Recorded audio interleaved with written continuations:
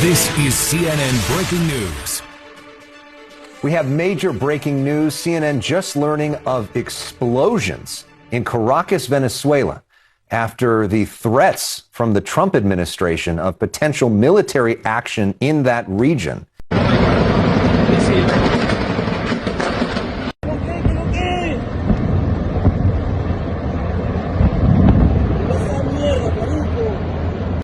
If you haven't heard, the president of peace, Donald Dementia Trump, has just officially launched airstrikes at Venezuela, and allegedly they have kidnapped the president and the first lady. Now, there are talks about this being a negotiated capture, but we don't have any information right now. And I'm just piecing together this video of all the information we do have. I'm Mo.J. This is the Mo You Know.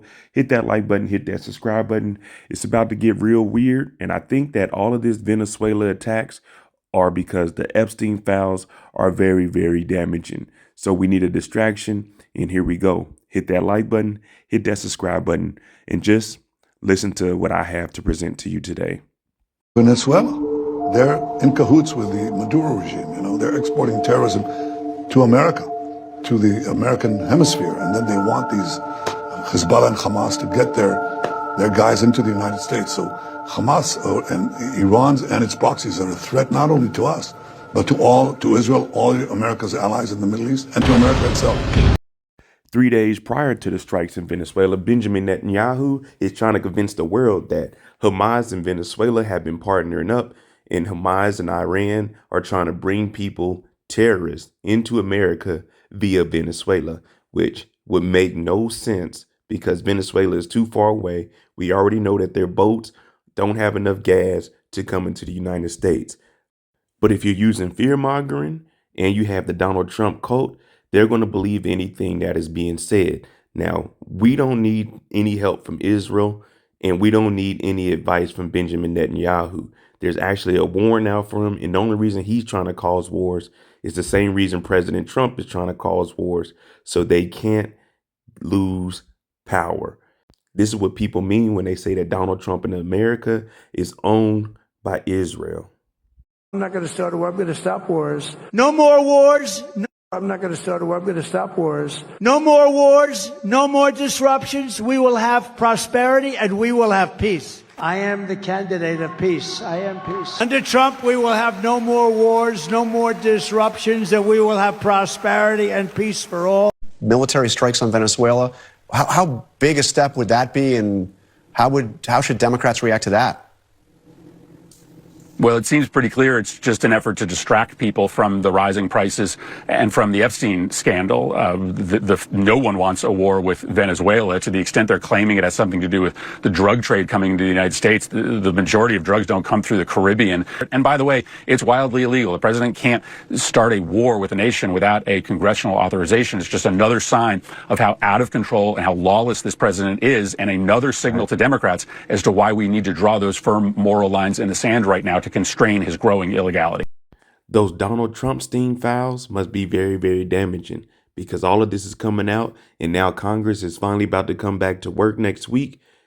Why not start a war? Why not create a distraction? Which this whole war is illegal. There was no congressional approval for it. So we're about to have all kinds of subpoenas. We're about to have all kinds of congressional hearings to find out who instructed what, who ordered what. It hasn't even been a full year, and Donald Trump, the man of peace, the man that said he will not start any new wars and will kill the Ukraine war within 24 hours, has not only lied to you continuously, but he's a failure. He's a joke. He's sleeping right now because he can't stay awake. This dude is a fraud. He needs to be exiled out of America. To all those cabinet members who think they're protected because of Donald Trump, he won't be in power forever. There will be a change of power, and there will be a day that everyone will be held accountable for these crimes. Here's a tweet from Attorney General Pam Bondi, who is incompetent.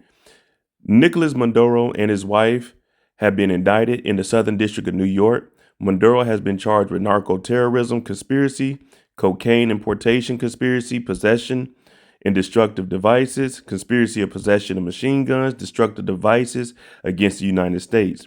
They will soon face a full raft of American justice on American soil in American courts.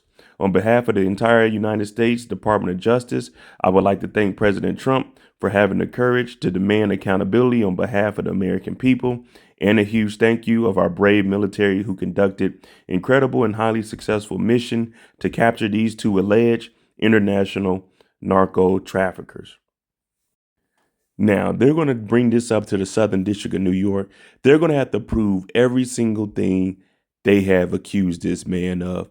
Now, was he a legitimate president? Was he legitimate? No. But did that give us the right to go and kidnap him and his wife? No, it didn't. And why is his wife even involved in this? If he's charged with the crimes, why are you taking the first lady? But what this is going to do, this is just opening up a lot of chaos around the rest of the world.